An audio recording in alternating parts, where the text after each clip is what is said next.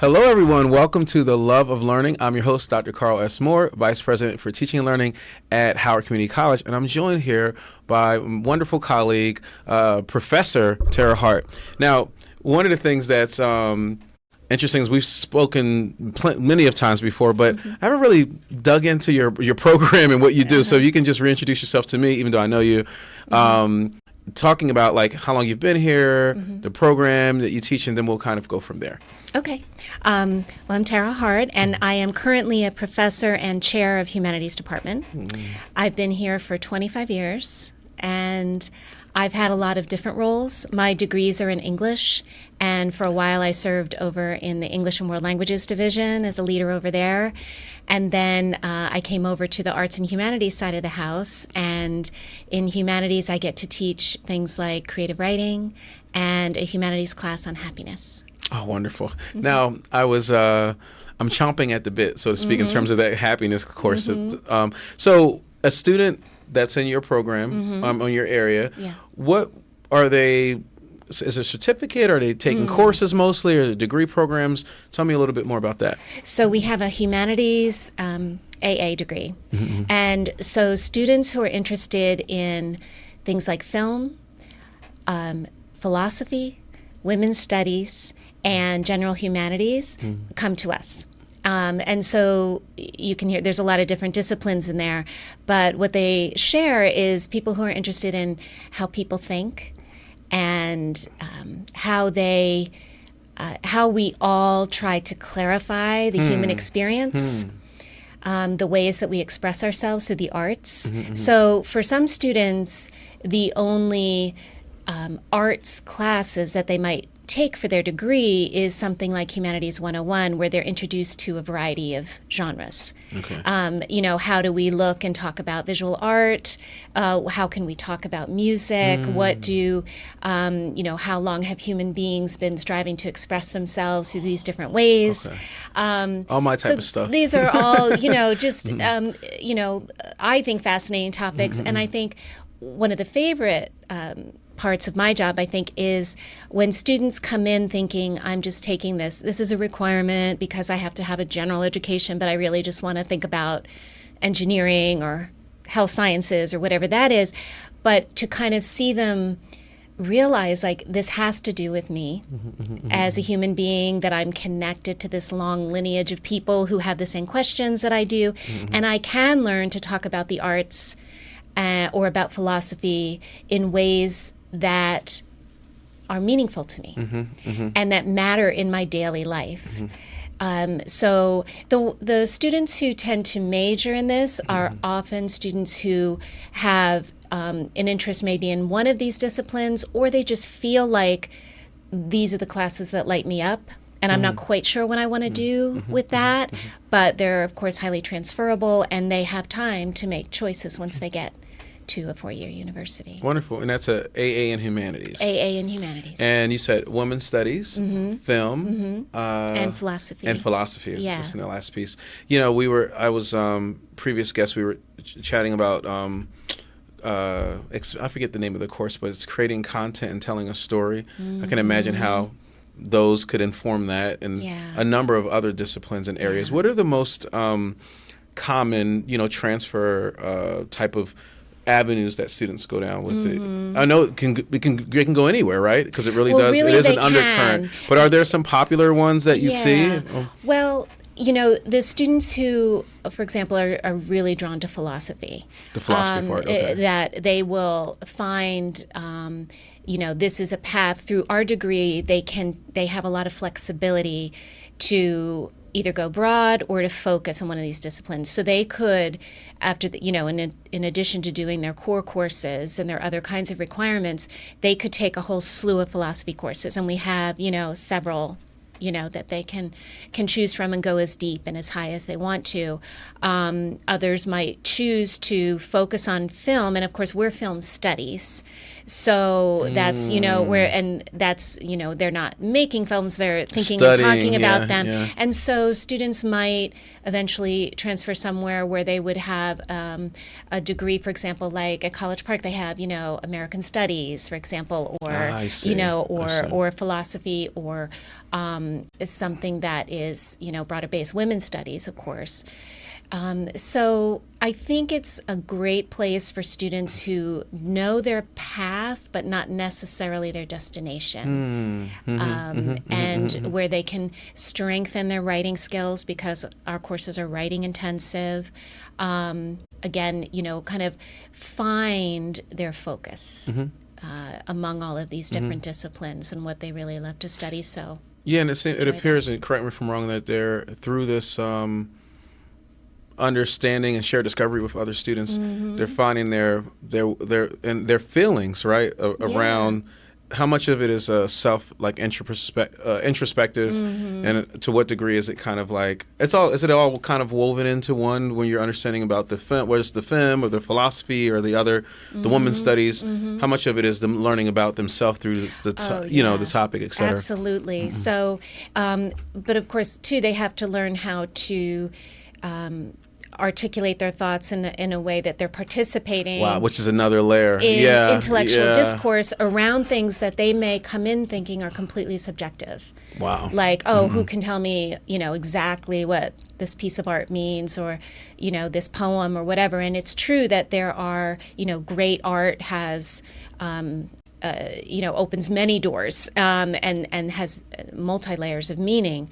But they have to be able to communicate and think about those different layers of meaning in ways that other people can understand, and to show their own understanding of that. So in my assignments, for example, I will say, 2/3 or 75% of what they're showing me is their mastery of the coursework and the ideas that we've been exploring. But always at the end, I ask for a personal application of the idea to their own life. And that is a way to show me, that other level of meaning. Have you gone as far with your learning as you can, in that you can actually relate it to your ordinary life, your daily life? Yeah, that's the gift that keeps giving if it penetrates in such a way. Yeah. That's wonderful. So the majors, are there students who take courses? Well, of course, many students. Can you talk to us a little bit about the students who take whether one of those humanities courses, and what typically, how do they find themselves taking that course? Is it just interest randomly, or it's another degree program that they're in, or how does that usually work? The vast majority of people who we see in our classes, film, humanities, philosophy, women's studies, that is not their major, right? Because the majority. Right. The vast majority are here for their general education. They're taking this course as part of they're probably taking it as their core requirement, their arts and humanities core requirement in critical and creative thinking. Okay. And so many students find themselves in a class like Film 101, Humanities 101, Philosophy 101. So, and those are really, are equally exciting students to teach, like I said, because they come in maybe having no idea how what they're going to learn is going to connect with their degree program. And I love seeing those connections that they make, because it's, literature is not about itself. It's about other things, So, or film or any of these things, or art. There, who among us cannot relate to, suffering and difficulty, or love and. All of these experiences that we have, but even more profoundly, when students come in, for example, let's say they're studying nursing. We know from the research that's been done that that reading literature, especially fiction, for example, increases our empathy.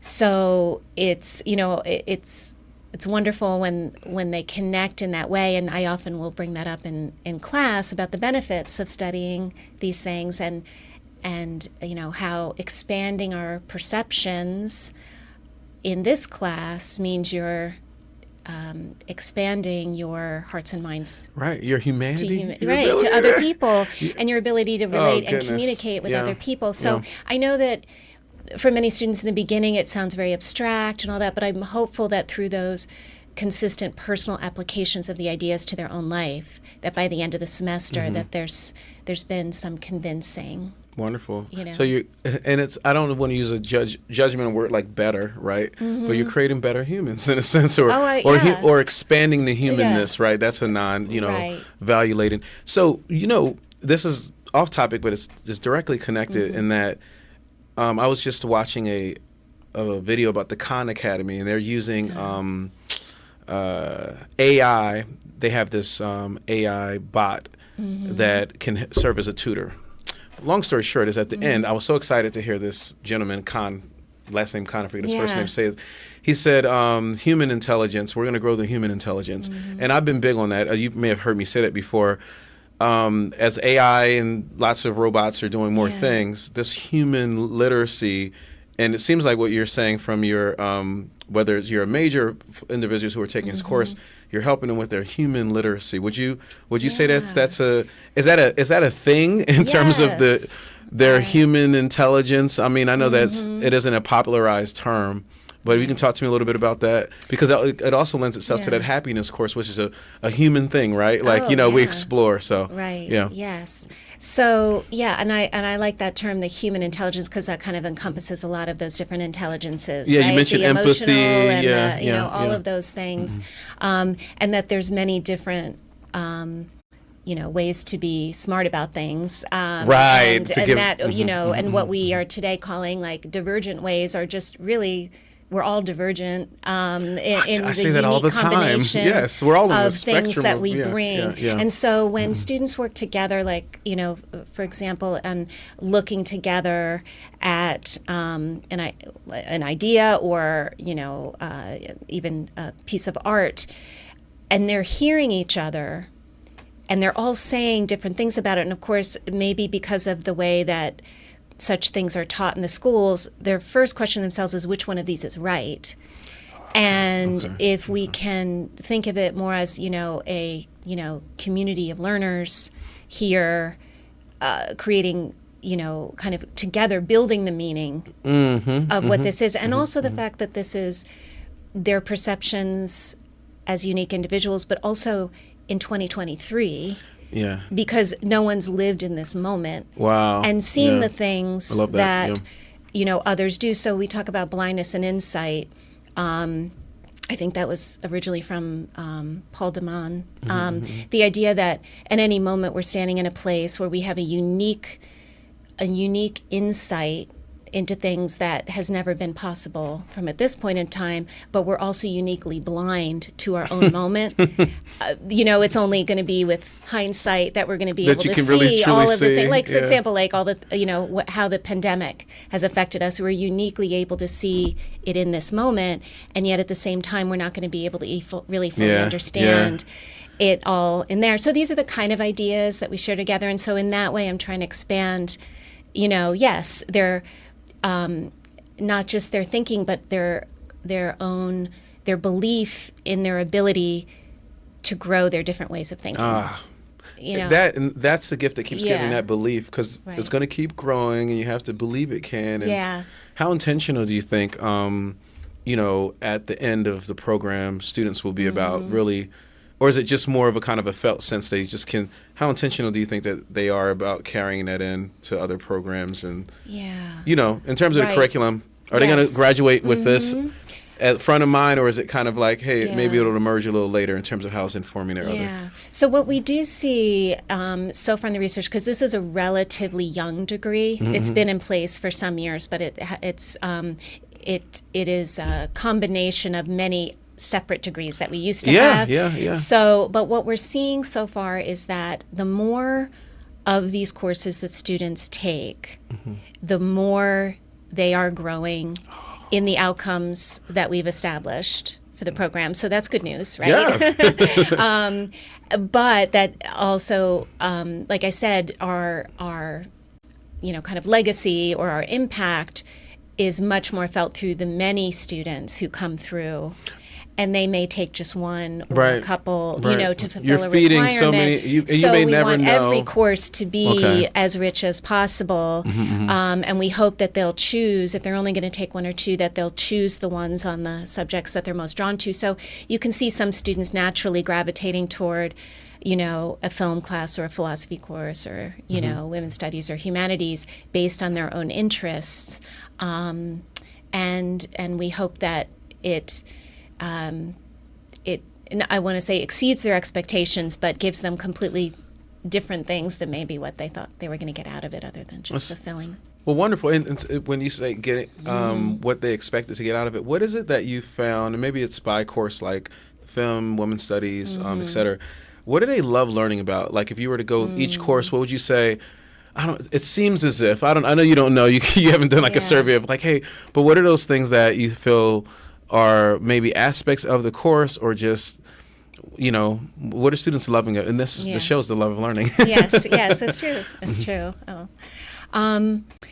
So I'll speak first to the ones that I teach myself. Yeah, and then have the deepest insight. And I think that when students enter creative writing, for example, which is part of the humanities discipline, is they expect to find or hope to find an instructor who values their work and will help them improve. That I would say the vast majority say that. Okay. So what I try to design a course in which, and I think what they find, is that when they come in there, it's the whole class and how they work together is more important than me with any one student. And I have to kind of destabilize myself from the center of their frame of reference and put them immediately into a peer review situation and exercises with their fellow students and getting feedback that they value. So that means, of course, then you have to teach people how to give good feedback, right? Or the kind of feedback that's most helpful.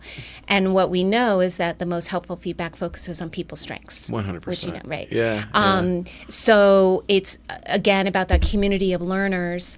And so they learn, I hope, pretty quickly that it's not really about my taste, whether I like or don't like the kinds of things that they want to create. But yes, of course, can I give them, useful feedback and steer them in directions that will help them grow? But also, how are they interacting with fellow writers and learning to be good editors themselves of other people's work or good reviewers of other people's work. And I just want them to leave feeling like I had this full experience of being in a community of writers and I have a plan for my future, keeping writing in my life, whether or not this is going to be something that I actually focus on or do professionally, keeping writing as a part of my life. And I think that's a much fuller and richer kind of constellation of experiences than just finding a teacher that they like in there.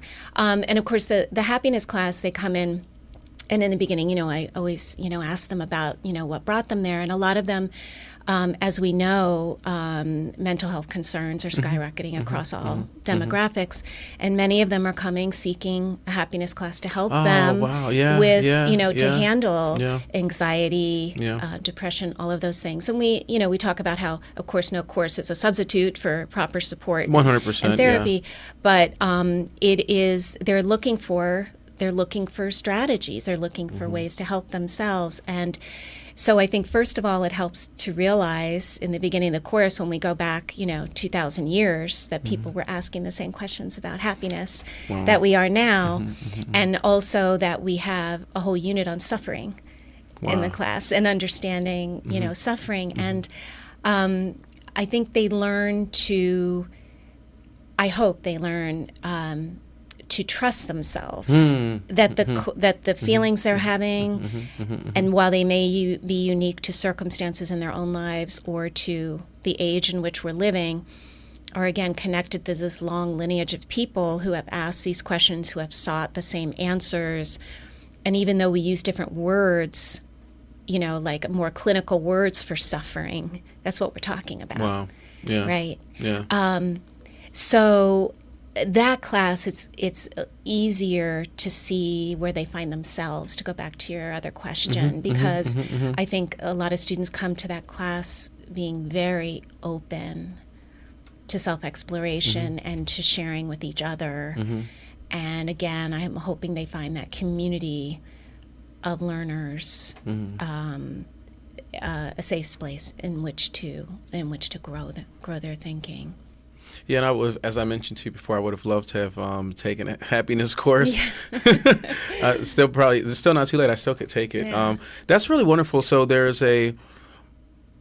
it seems as if it's kind of like education of like the mind, and I don't want to dare to say all these other esoteric things, but like the mind, the being, and then and you had mentioned earlier that they go many different majors and directions, but many of them philosophy, and yet the many of the students here who are taking the courses in humanities are from other majors in other areas, and what they've loved learning about. It's kind of like that. The feedback you had mentioned a moment ago, I just can't help but think that some people can go most of their life without really knowing how to give feedback, right? Yeah. You know, I wonder how much that really translates even to other, just life, right? Yeah. And not just, so there's so many nuggets there that you mentioned. And the happiness course, the suffering piece, it's about happiness, but it's very well-rounded in terms of you have to understand suffering to understand happiness. Right. Are there, I was going to say, the secret to the class, which I'll reveal here, is at the end of the class, what we're interrogating the word happiness itself. And I like to always have like kind of the last unit or end of my courses end up being like an interrogation of the course itself. Oh, wow. Because I think as a learner, as an educated person, you should be like kind of thinking about what you're learning, and could I have learned more if the course was different, and how would I have designed the course, and all of those. But the end question there is, I ask them is happiness actually what you're looking for? And what I think, and students do choose different words, but I think what a lot of us are looking for is really meaning, a meaningful life. To be fulfilled and have a meaning. That your life has because, meaning, and what you do every day has meaning. Wow. And that gives us the feeling that I think what we're calling happiness. Wow, that's pretty. Yeah. That would take a whole semester to get. A lifetime for some. Yes. How many do you, at the end of that course, not to stay focused on that course too much, but what are people getting on the path, just seeing the path, like in terms of that question? Where do you think people usually are? Does it depend on where they are in their life, or you talk to me a little bit about that? Yeah, because I think also a lot of us end our courses in these disciplines with reflective assignments. So again, interrogating and reflecting on what they've learned. And I've never had anyone say they didn't learn anything. So they at least know where the path is. But it's interesting how they all do take different things away, because they came in seeking different things, and of course, are unique and complicated individuals. So they take different things. I will say the lesson that I found that resonates most with them in that particular class are the lessons of the Stoics. Oh, Stoics. That really seems, and also I think that speaks to the philosophy piece as well, that we're all kind of seeking not just ideas about how to live right, but we want practices. Yeah. Like how do we put it into practice? And the Stoics were all about this is what you do, you know. And these are actually practical things you do. And many of them are doing it already. They journal. Okay. They do an evening review. What could have I done better? They reflect on their own mortality. They're already doing these things. And I think, again, that gives them hope that they're kind of connected with this larger humanity. That's awesome. So, like, if you were teaching a unit or a part of a unit about Stoicism, is it the journaling, reflecting? What are some other ways that a student may, if they're in your class, find themselves experiencing, like the way in which you promote the learning about whatever topic? Yeah. So I use a lot of the open educational resources, right? And that helps me keep my classes up to date, and many of us do in this area, so that we can keep current and be able to respond to what we see happening or what we're hearing from students. So like the film faculty, for example, are constantly, trying to find these, and I'll call all of these things kind of texts. What are the texts that are going to, where they'll be able to most likely find connections. Presenting those so students, can access them, whether those are videos, talks, and articles and essays. So they're not just reading, but they're also listening to different kinds of thinkers and seeing different kinds of thinkers from around the world. And seeing, okay. And then, so first, like I said, they have to demonstrate that they can discern the main ideas. And so part of that is just the simple, identifying and organizing those ideas, using the correct terminology, so that they're feeling a sense of control or mastery over new terms and concepts.